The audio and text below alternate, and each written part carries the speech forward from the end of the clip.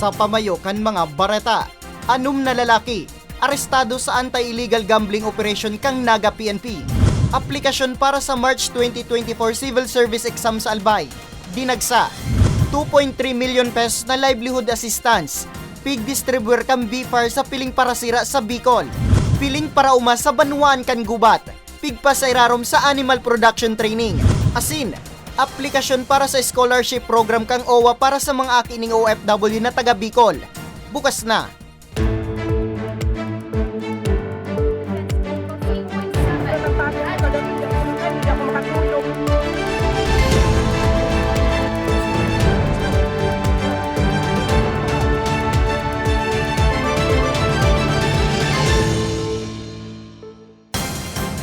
Maray na hapon, Miyerkules, Nobyembre 22, taong 2023. Uni na ang mga baretang Tatak Bicol. Madadugma ng mga baretang ini sa 88.7 Radyo Ragon Catanduanes, asi 90.7 Radyo Ragon Legazpi. Sa detalyes, aplikasyon para sa March 2024 Civil Service Exam sa Albay. Dinagsaan ng mga aplikante. Uyang report. Alas 9 kasubong aga. Nanutara na nga labang pila sa luwas kang dakulang mall na ini sa syudad ng Legazpi para makapagsumiter ng aplikasyon sa March 2024 Civil Service Examination. Saro sa mga nagtiyaga na magpila ang 19 anyos as in second year college student na si Mary nagikan pangkamalig. Sabi niya, alas 7 ning aga nakapila na siya. Desidido siyang tiyagaan ang pagpila, ngani makasabay sa mga matake kang exam sa masunod na taon. For assurance lang po kasi hindi ko po alam mangyayari sa future. Pero gusto ko lang po i-secure yung yung future ko para if ever man na di ako matanggap sa ibang trabaho, may eligibility po ako na magtrabaho sa gobyerno po. Ang PWD naman na si Rubina nagikan pang ginubatan, saro man sa mga nagtiyaga sa pagpila. Istorya niya, nagkapirang beses naman siyang nag-take ng CSE exam, alagad dai pa siya pigpapalad, kaya liwat siyang mabaka sakali.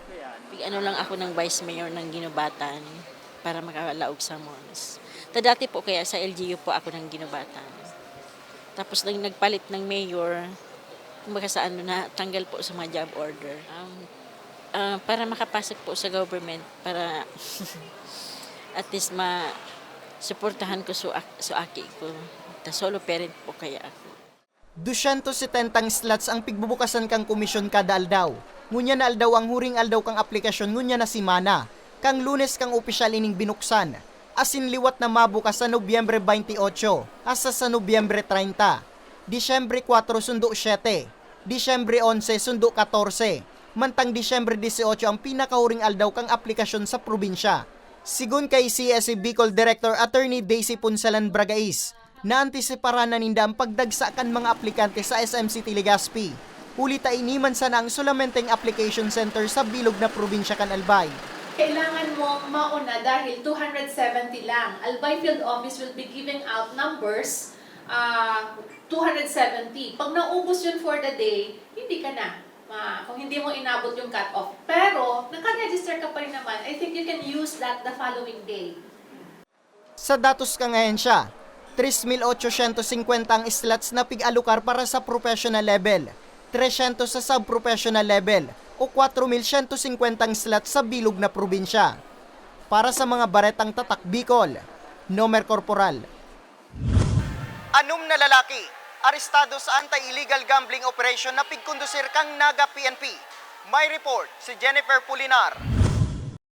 Arestado ang 6 na individual sa pigkondisir na anti-illegal gambling operation kan pinagsararong puwersa kan Police Station 4 Naga City Police Office asin Naga City Mobile Force Company sa Zone 7 Barangay Pacol, Naga City. Pasado alas 9:40 nin banggi kan nakaaging Sabado, Nobyembre 18. Edad 59, 34, 33, 23, 21 asin 18 ang mga sospek asin intirong residente kang nasambit na syudad.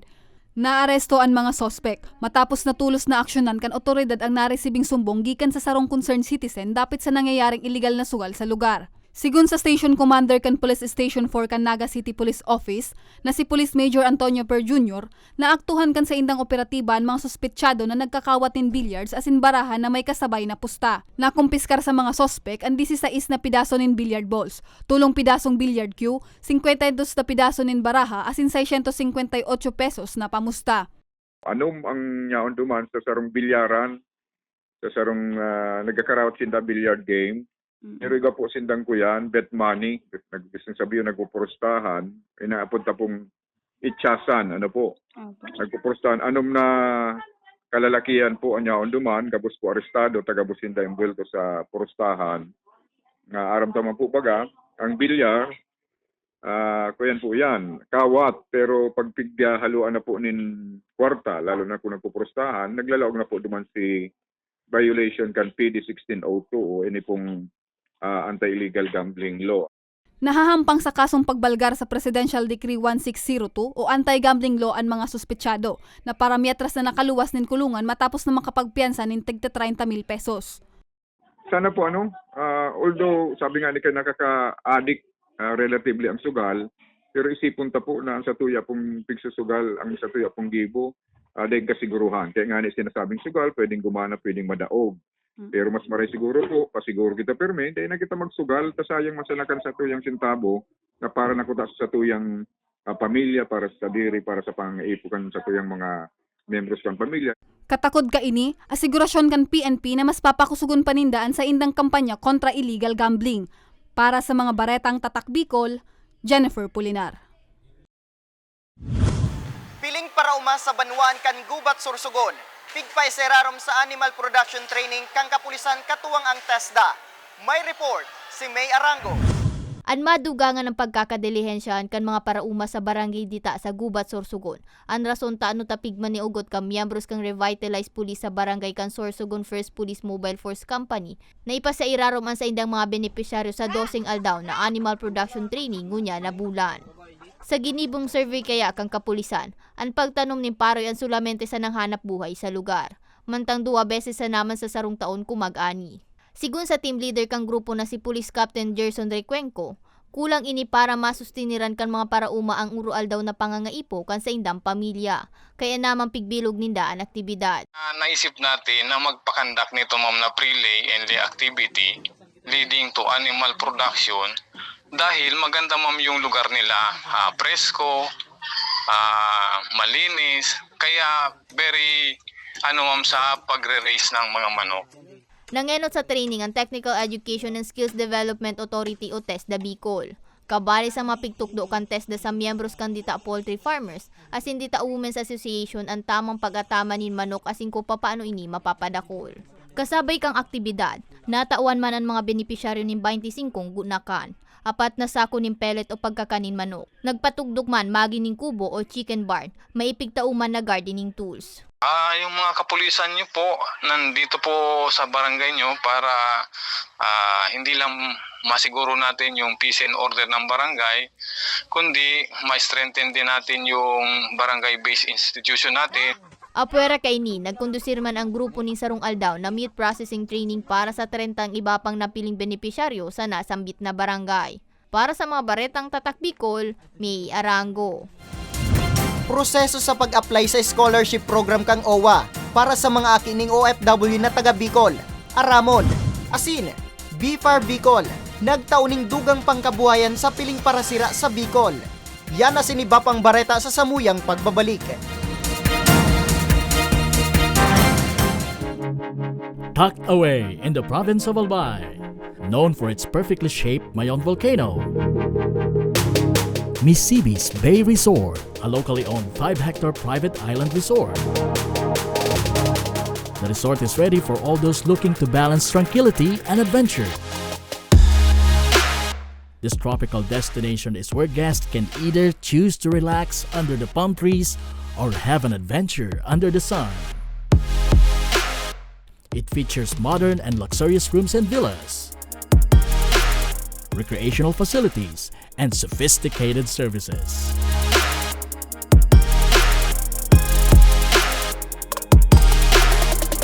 Come and experience Misibis Bay Resort, your tropical island getaway.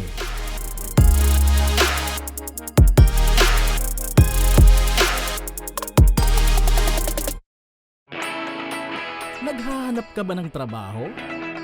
Marunong ka bang mag-shoot ng video? Mag-edit? Magaling ka ba sa social media? Willing ka bang matuto? Graduate ng journalism o may alam na sa media?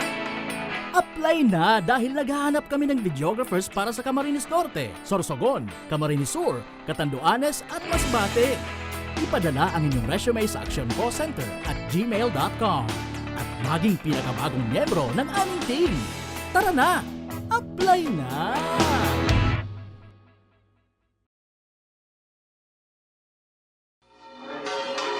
Sa tahaw kan pandemya, sa ibong kan mapusog na bagyo, asin pag-alburuto kan bulkan, nung kanya kitang pinabayaan, sa panahon manin pagtios o kaugmahan, an mapagpadabang manto ni Inang Peña Francia, danay tang namamatean. Siring man, kan sa tuyang sa diring partido sa Kongreso, an Ako Bicol Party List, katabang na kasurug pa.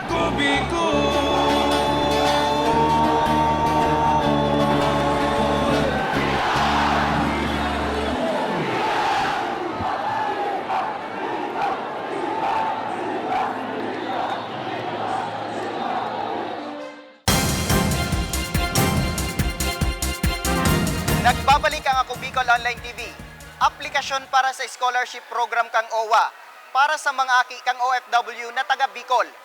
Bukas na, uyang report. Bukas na liwat ang pig-uupreser na educational assistance kan Overseas Workers Welfare Administration o OWA Bicol para sa mga aki ning OFW sa reyon. Kang nakalis na Lunes, Nobyembre 20, kan buksan kang ahensya ang online application para sa mga estudyante sa kolehiyo na madurar sundo sa Nobyembre 30. Sigun kay Nika Matugas, ang Labor Communication Officer kang ahensya, 36 na kwalipikadong estudyante ang target nindang makuha sa bilog na reyon o pig-aranom sa kada probinsya sa Bicol. Makakaresibian mga inining 60,000 pesos o 30,000 pesos kada semestre. Included kasi si OWA sa migration cycle ng OFW. So, simula pa lang sa pagpunta ay pag-alis ng OFW hanggang sa pagbalik, syempre, and then during employment nila sa abroad, hindi natin sila papabayaan. Kahit dependents nila, nandyan si OWA para itaguyod. So, yan ang pinaka-main core kung bakit nagbibigay ng assistance eto si OWA. Ngani na makalaog sa nasambit na scholarship, kinakaipuan na lihitimong aki kang sarong OFW ang sarong aplikante, asin aktibong miyembro kang OWA Bicol ang OFW. Bukas man ini sa mga second year college students sundo 5th year college students ngunya na taon. Dapat single asin day malampas sa 30 ang edad. Kinakaipuan man na 85 ang percentage kada subject. Asin dapat na maipasar ang qualifying exam na gigibon sa Abril 6 sundo 7, 2024. 84 siya per subject, very particular ang OWA dyan sa requirement. Hindi na po siya eligible. Dapat per subject kasi tinitignan ng OWA yan. Pag 84 below, hindi na siya eligible applicant. Saro sa napaggraduar kang programa iyo si John Christopher Sige kan Libon Albay, asin nagtatrabaho naman ngunyan sa OWA Bicol. Sabi niya, dakulaon na bagay na maging scholar kang OWA, urug pang labi ang sakripisyo kan sa iyang ina sa luwas kang nasyon, ngani makapagtapusan na siya ning pag-aadal. And ganun po, yung sweldo ni mama is konti lang naman, and hindi naman masyadong mataas yung rate noon. And si OWA po, na suportahan kami, and hindi lang yung pag-aaral ko, syempre yung pamilya ko na din kasi medyo malaki naman yung binibigay ng OWA. Mientras tanto, ang mga aki naman kan mga kwalipikadong OFW na incoming first year college student kunya na taon, pwede naman na makapag-apply sa nasabing programa na madurar sundo sa Enero 15. Para sa mga baretang tatak Bicol, Nomer Corporal. BFP Pilar, nakapagresponde ning labis ang gatos na diskwido sa tinampo antes matapos ang taon. May report si May Arango. Uminabot na sa 103 na vehicular accident ang narespondihan kang Bureau of Fire Protection o BFP sa Banwa ang Kampilar, Sorsogon. Ang datos na itala kang BFP poon kang bulan in Enero sundo sa presenteng bulan. Pinakadakol sa bilang ang aksidente sa motorsiklo, urog na ang nakaaging undas na sunod-sunod ang suminemplang na motorsiklo. Sigun sa emergency medical technician kang BFP Pilar na si Fire Officer 3 Domingo Hasanero Jr., kumpara kan mga nagtalikod na taon, pinakahalang kawining taon na nakapagtausindanin akudir sa mga diskwido sa tinampo.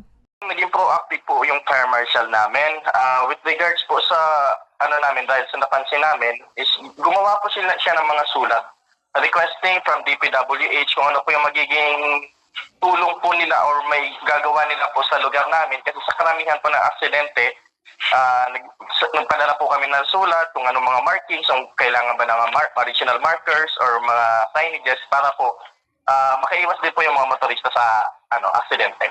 May 5 nurses as sinapat na medical technician ng BFP Pilar. Entero ining nag-agi sa man iba-ibang trainings, urog na sa pagtaon in first aid. Dugang pa niya, maawot nindang ipaisi sa publiko na bako sa nakasuluan sa indang pigre-respondihan.